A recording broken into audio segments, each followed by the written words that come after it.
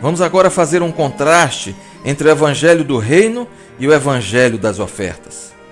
A pregação de Jesus diferia em muitos pontos importantes da mensagem atual. Vamos ver essas diferenças. Primeiro, no Evangelho do Reino, Jesus, sua vontade, sua autoridade e seu reino são o centro da mensagem. O homem deve buscar a vontade de Deus em primeiro lugar. A felicidade vem como uma consequência natural de fazer a vontade de Deus. Romanos 12, 1 e 2 diz assim: Rogo-vos, pois, irmãos, pelas misericórdias de Deus, que apresenteis o vosso corpo por sacrifício vivo, santo e agradável a Deus, que é o vosso culto racional. E não vos conformeis com este século, mas transformai-vos pela renovação da vossa mente, para que experimenteis qual seja a boa, agradável e perfeita vontade de Deus.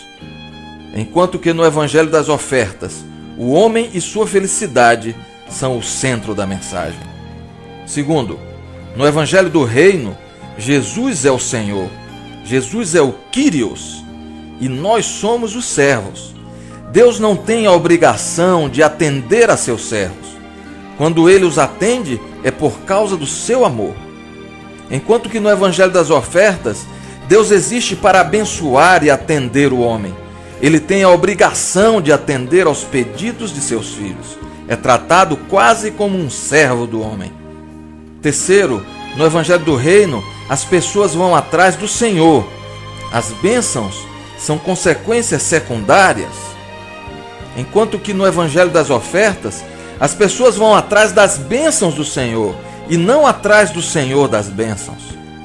Em quarto lugar, no Evangelho do Reino, anunciam-se as promessas juntamente com as condições e exigências apresentadas por Jesus. Por exemplo, Mateus 11, 28 e 29 diz: Vinde a mim todos os que estáis cansados e sobrecarregados, e eu vos aliviarei. Tomai sobre vós o meu jugo, e aprendei de mim, porque sou manso e humilde de coração, e achareis descanso para a vossa alma. Enquanto que, no Evangelho das Ofertas, anunciam-se apenas as promessas de Deus, sem falar nas condições que Jesus colocou. Um texto como esse que lemos é apresentado apenas o versículo 28.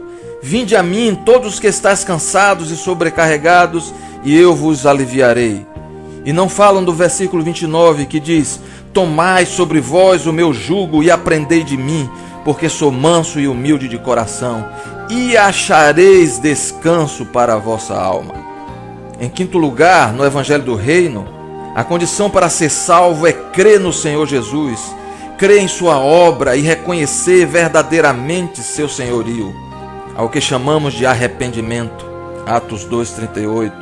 Respondeu-lhes Pedro: Arrependei-vos, e cada um de vós seja batizado em nome de Jesus Cristo para a remissão dos vossos pecados, e recebereis o dom do Espírito Santo. Não somos nós que aceitamos ao Senhor, é Ele que nos aceita por seu grande amor. Enquanto que no Evangelho das Ofertas, a condição para ser salvo é aceitar Jesus como seu salvador pessoal. Seria semelhante a um homem dizer no seu casamento: aceito minha esposa como minha cozinheira e faxineira pessoal. Então é trocar aquilo que o Senhor produz por aquilo que Ele é.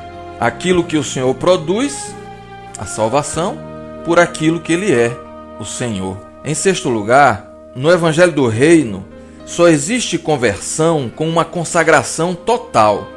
Ou melhor dito, conversão é consagração.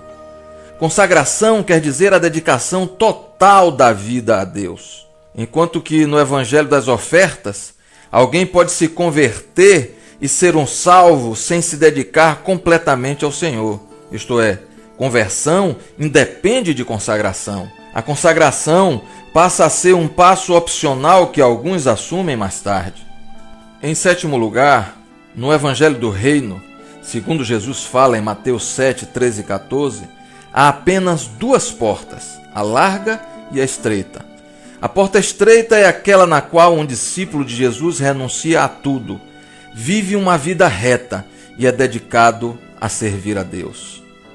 Enquanto que no Evangelho das Ofertas há 3 portas. Isso mesmo, existem 3 portas.